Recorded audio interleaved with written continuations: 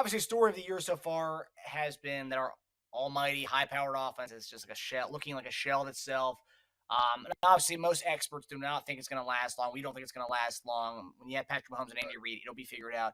And honestly, if there is one thing that you want to have to be struggling with if you are the Chiefs, is offense, because you have Patrick Mahomes and Andy Reid. It's like, okay, we'll figure it out. It won't be before long before it's all figured out. Uh, Especially especially while the defense is doing well. yeah, Only if the defense is doing well, they're doing a tremendous job. they're picking up the So slack go ahead. big time. Yeah, absolutely. So looking at the next 6 weeks, obviously this week we play the 0-2 Bears. Next 6 weeks we have 6 opponents who have a combined record of 1-11. So this would be the time to figure out the offense, because you're not going against any world beaters of the next 6 weeks. But yeah, the team we face this weekend has allowed the fourth most yards per game and have allowed the second most points per game so far this year. Only 2 weeks in, I know, but those 2 weeks have not been the best for the Chicago Bears. So this sounds about as good. This sounds about as good of a get right game as any games so far. My question to you is: you bring up rushing the ball on the Bleacher Report stream earlier. You talked about needing to run the ball a little bit more and get the rhythm going. What do you want to see from the offense this week? And let's say Pacheco is not even there Sunday. Do you still want to see that more of a balanced approach that we have not had the last few weeks?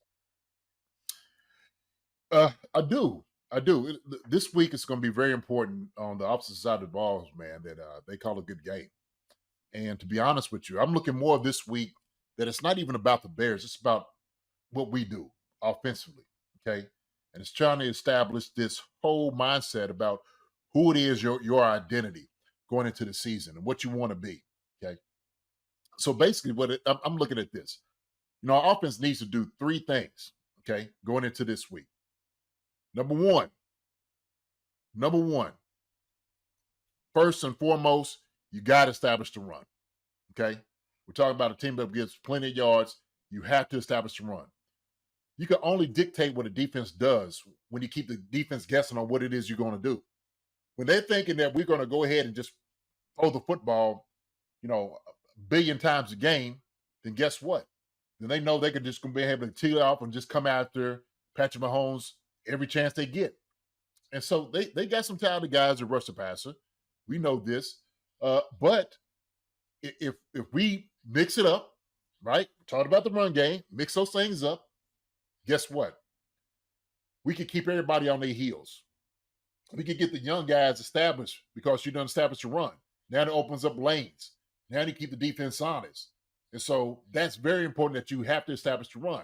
Pacheco, CH, McKinnon, you got to give the guys up front, you got to give the running backs an opportunity to work into the offense so we can see what they can do. Plus, you got to help out the O-line. It helps out the whole line tremendously. All those guys up front, to me, are more suited for run blocking. Okay? Put this, most offensive linemen, if not all offensive linemen, want to push on the pound. They want to hit guys in the mouth and run through them. That's what they want to do. They want to be a physical team. So let's establish being a physical team, right? That's what you have to do. It's got to have physical attitude by the coaches because you have the guys up front that can do that. Okay? So number two, I said three things, right? Here's my second emphasis. We need to challenge the wide receivers. Okay? These young wide receivers in particular. All right? So we've talked about, hey, Kadarius Toney made a few catches. Sky Moore done a tremendous job getting about 3 catches last week, got into the end zone. That's great. This week, I said it's about us, so let's establish some of the younger guys in our offense as well. Richie James is going to be out, okay? This is an ideal time to get Rashid Rice and get Justin Ross a few more looks, okay? See what they can do offensively. Make sure we establish that these young guys, and let them understand what the standard is. When we're talking about scoring points, we're talking about getting open, we're talking about catching and being a part of this offense to dictate who we want to be. The wide receivers, the young guys, got to understand this. They had to. So that's one of the things that we have to do this week is we need to challenge the wide receivers to be better, okay? If we want to be a great offensive team, challenge the wide receivers to be better, especially young guys, okay? Another thing that has to be emphasized in that will be them running crisp, detailed route. Okay, catch the football, and then go be a playmaker. Make plays. I got to see these young guys make plays. All right. Look, everybody's screaming for you to come out here.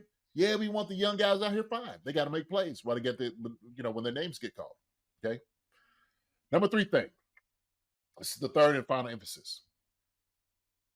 We have to eliminate the penalties. We got to eliminate them. Okay. I mean, when you're looking at the things that put us in a bad position, the things that is a drive killer, the things that just absolutely completely demoralize your offense, is the penalties at the most unopportune time doing it. And it's taking you back, and now you're 3rd and long, okay, and you're 1st and 15, 1st and 20, and it's horrible. It is an absolutely horrible place to be as an offense, as a quarterback, as a coach, to call a game like that when you're always constantly behind an 8 ball. You don't get, field position like you should. And so that putting in bad positions like that destroys the morale of the team. Special teams got to help out with that too. They really do. And they haven't done anything, their part, in helping out the offense in establishing a great field position. So those are my 3 things, right? Establish the run, challenge your young wide receivers, and we got to eliminate the penalties. Okay? So yeah, we talked about the whole Juwan Taylor and him lining up, and everybody's going to debate the things. The rules are the rules. Okay? The rules are the rules. We know, and we should know, if we don't know this by now, that we're going to be held to a higher standard more than everybody else. Going forward, that's what it is. Pure and simple. Pure and simple. Last year, they was picking on Chris Jones. This year, it might be Juwan Taylor, what we're looking at right now. All right? So everybody's going to be screaming about the Chiefs and what they're doing and what they're trying to get away with, and y'all got the refs on the payroll and all that.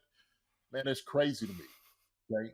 We just got to play within the confines of what we do. We got to be a more disciplined football team offensively, and those things like that's going to happen. So that's what all 3 things right there in the phase of the game, what we need to do to win, because it's all about us. So this week we have, obviously you mentioned Richie James going to be out for foreseeable future. Andy said a few weeks, an MCL injury of some sort of sprain, I'm assuming. And then Kadarius Toney, sprained toe. So I don't know. He said day to day, so that could mean with Andy talk, that can mean a lot of things. I remember a few years back, Eric Berry was a day to day for like the entire season until the playoffs. Yeah. So I don't know with the sprained toe, could be just another injury for Toney. But hey, man, look, Andy's just don't give him nothing. Let him guess. We don't want you game planning for anybody who's going to be, who's not going to be there. Don't give them nothing. You'll find out Sunday morning, essentially, what Andy's saying. That's right. That's when you find out.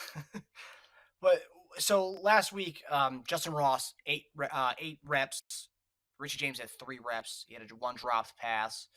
Forget the muff punt, but no, he had 1 drop pass. But Justin Ross didn't get any targets last week. He had a target the week before. Do you think as we get further and further into the season, you think we'll start to see that number come up? Because week 1, Richie James outsnapped him. Week 2, he outsnaps Richie James. Richie James is out now. Do you think we'll start to see more and more of Justin Ross acclimation, especially with these guys who are getting injured? And when you're playing a team like the Bears, who is 0-2 and has a lot of issues on their side of the ball, do you think it would be a good spot to actually get guys like Rice and Ross in there with maybe not trying to play guys who are injured right now? Yeah, don't play guys that's injured. So, but you make sure you play guys that are ready. We can't just say, hey, Justin Ross needs to play because we like him. And he did a couple, good things during preseason. He's got to play better than MVS in practice and be more consistent. So we don't know what's going on in practice. When they're making this evaluation, it ain't like coaches are saying, well, we don't like Justin Ross because he can't do it. They're making the decision based off how guys are performing, okay? And if they feel like they can trust guys. So if they feel like they can trust Justin Ross, then he will play. Put it this way. I don't care who you are. It's not a popularity contest by no means in the NFL, okay? Same participation trophies at all. This is about wins and losses here in the NFL. So all about wins, okay? When you lose, you get fired. You get canned, okay? We're trying to win. If Justin Ross gets a better opportunity to win, yes, he gets put in the game. Pure and simple. We could count up how many reps he got and stuff like that. Coaches got to see it. There's things we see and we like, oh man, he looks perfect, he looks great. But we don't know if he's doing everything that he needs to do to get out on the field. We don't know that. It's a depth chart. But I know he needs the opportunity just to show that. And so if they feel like it warrants that, he's earned his spot to get more, get more reps, then he will get them. He will get them. But we still need to establish MVS. What is he doing? Yeah. Right? So last week, the two leading receivers was Justin Watson and Sky Moore. Two guys that showed up for the Chiefs last week. Yeah. Where's MVS? And if MVS isn't getting the job done, yes, Justin Ross, yes, Rashid Rice should get more reps. Yeah. Undoubtedly. Yeah, I agree. Yeah, 2 targets week 1, and I don't remember him getting a target last week. MVS referring to, yeah, I don't know. That's why we have this question right now. What does the offense need to do? The offense needs to get the ball to, and I'm saying they need to get the ball to MVS, the highest paying receiver we have in our roster. Get him the ball. Let's figure out a way to get him the ball. He's a burner. But, I mean, he's proven time and time again he can make elite catches. So let's get him the ball in some way. Get him the ball, man. Let's get him the ball. I don't know if he's not getting open or, we just not seeing him. Like I said, I think a lot of emphasis needs to be on the detail of the route running. And there's some things that we can look at that Patrick, and he said it in the press conference. Now, I said this last week, is the frustration comes from him. He's seeing the frustration. He's the one grimacing at this like, man, what's going on out here? Because I'm expecting guys to be in particular areas, and they're not. It was when I seen Sky Moore, they threw to him, and he didn't snap around in the route. I know we kind of feel the windows and the zones as a receiver, tight end. Anytime you catch the football, it's a feel thing. It's a feel thing, and coaches got to emphasize this. But there's times that you just got to be detailed in what you're doing. So when I'm saying that you snap around, give the quarterback your number, it's got to be like this, right? Turn around, ball. I want the ball now. So you're letting the quarterback know that you're open and you're ready for the ball immediately right now. But if you're just drifting in the zone and drifting, that's why some of the balls may seem like they're off from Patrick. Okay, because the guys are drifting. Yeah, man, turn around. Okay, be present. Open your hands up. Get it. So, I don't know. I'm just putting my coaching hat on because that's how I would emphasize. It's like, man, hey, we got to do a much better job than this. This is not okay. This drifting what we're doing is not all right. Snap around, give him a target so he can throw the football. Okay? And he knows you're open. He sees your hands. He knows you're ready to get the ball delivered to him. Okay? Let's give him more of a target so he can make the decision. Make it easy on Patrick. Make it easy on him.